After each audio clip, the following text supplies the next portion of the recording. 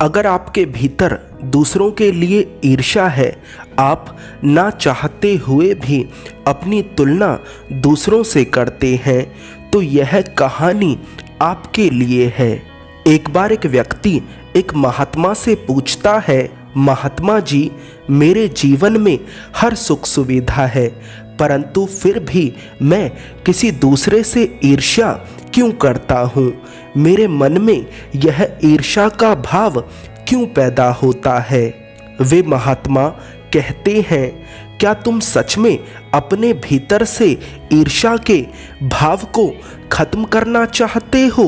वह व्यक्ति कहता है, हाँ, मैं इस ईर्ष्या को अपने जीवन से पूरी तरह से खत्म कर देना चाहता हूँ, क्योंकि इस ईर्ष्या ने मेरे जीवन को नरक बना दिया है।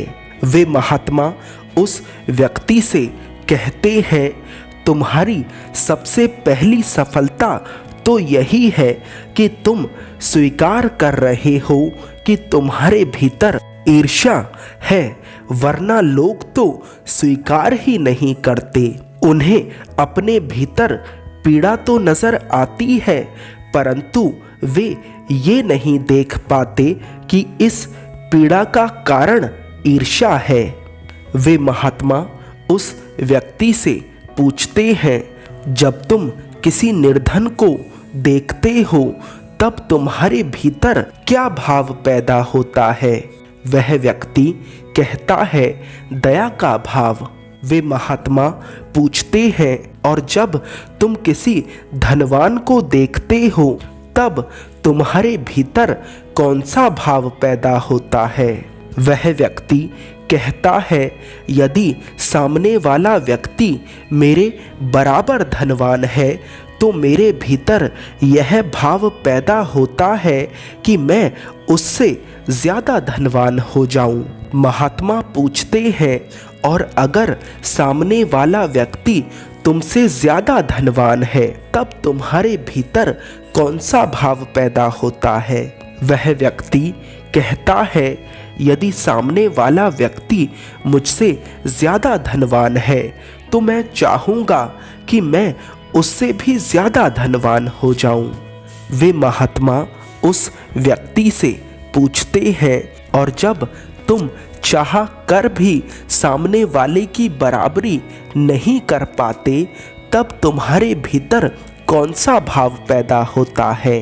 वह व्यक्ति कहता है, तब मुझे सामने वाले से ईर्ष्या होने लगती है।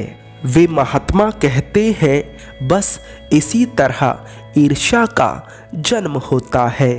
ईर्ष्या का अर्थ है अधूरापन। जब तुम्हें लगता है कि तुम अधूरे हो, तुम्हारे भीतर कोई कमी है और सामने वाला तुम्हें पूरा नजर आता है, तुम्हें लगता है कि उसके जीवन में कोई कमी नहीं है, तब तुम उससे ईर्ष्या करने लगते हो, क्योंकि तुम्हें लगता है कि उसके पास तुमसे कुछ ज़्यादा है, जबकि वह भी इसी काम को किसी और के साथ कर रहा है। वह व्यक्ति उन महात्मा से पूछता है, महात्मा जी, मुझे यह तो समझ आ गया कि ईर्ष्या पैदा कैसे होती है, परंतु मुझे यह समझ नहीं आया कि इसे खत्म कैसे करें। वे महात्मा उस व्यक्ति से कहते हैं, ईर्ष्या का जन्म तुलना करने से होता है। जब तुम अपनी तुलना किसी दूसरे के साथ करते हो और उसे अपने से ज़्यादा पाते हो, तब तुम्हारे भीतर ईर्ष्या पैदा होती है।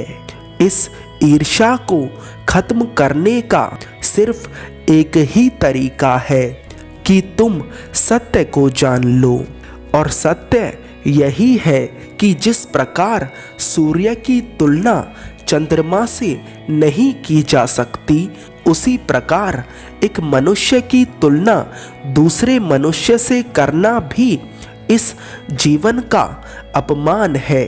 जो व्यक्ति अपनी तुलना किसी दूसरे के साथ करता है वह इस जीवन का अपमान करता है। वह इन सांसों का अपमान करता है जो उसे मिली है। यह जीवन हर किसी के भीतर दौड़ रहा है और हर कोई एक दूसरे से अलग है और अलग होना कोई कमी नहीं बल्कि खूबसूरती है। वह व्यक्ति उन महात्मा से कहता है, महात्मा जी, सत्य सुनने में तो बड़ा अच्छा लगता है परंतु इसे जीवन में उतारना बड़ा कठिन है। वे महात्मा कहते हैं, इसलिए सत्य को केवल सुनो मत बल्कि अनुभव करो। वह व्यक्ति पूछता है, सत्य का अनुभव कैसे किया जाता है? वे महात्मा कहते हैं, जिस प्रकार तुम्हें अनुभव है कि आग का स्वभाव जलाना होता है, पानी का स्वभाव प्यास बुझाना होता है, उसी प्रकार तुम्हें इस मन का स्वभाव भी पता होना चाहिए। तुम्हें पता होना चाहिए कि यह मन कब किस तरह की चाल चलता है, क्योंकि यह मन ही है जो तुम्हें किसी से तुलना करने पर मजबूर करता है, किसी से ईर्ष्या करने पर मजबूर करता है। वह व्यक्ति उन महात्मा से पूछता है, महात्मा जी, मन का स्वभाव कैसे पता चलेगा? वे महात्मा कहते हैं, ध्यान के द्वारा। ध्यान ही एकमात्र ऐसा रास्ता है जिस पर चलकर तुम अपने मन का स्वभाव पता कर सकते हो। वह व्यक्ति कहता है, परंतु ध्यान करना तो बहुत कठिन है। वे महात्मा कहते हैं, ध्यान करना तो कठिन है परंतु होने देना सरल है। वह व्यक्ति पूछता है, महात्मा जी, ध्यान होने देने का क्या अर्थ है? महात्मा कहते हैं, जब तुम ध्यान करने का प्रयास नहीं करते हो तब ध्यान खुद ब खुद होता है। जिस प्रकार सांसें खुद ब खुद चलती हैं। वे महात्मा उस व्यक्ति से पूछते हैं, क्या तुम बिना कुछ करे एक जगह पर आराम से बैठ सकते हो? वह व्यक्ति कहता है, हाँ, मैं बैठ सकता हूँ। वे महात्मा कहते हैं, बस ध्यान के लिए इतना ही प्रयास चाहिए, बाकी भीतर जो भी होता है उसे उसके हाल पर छोड़ दो।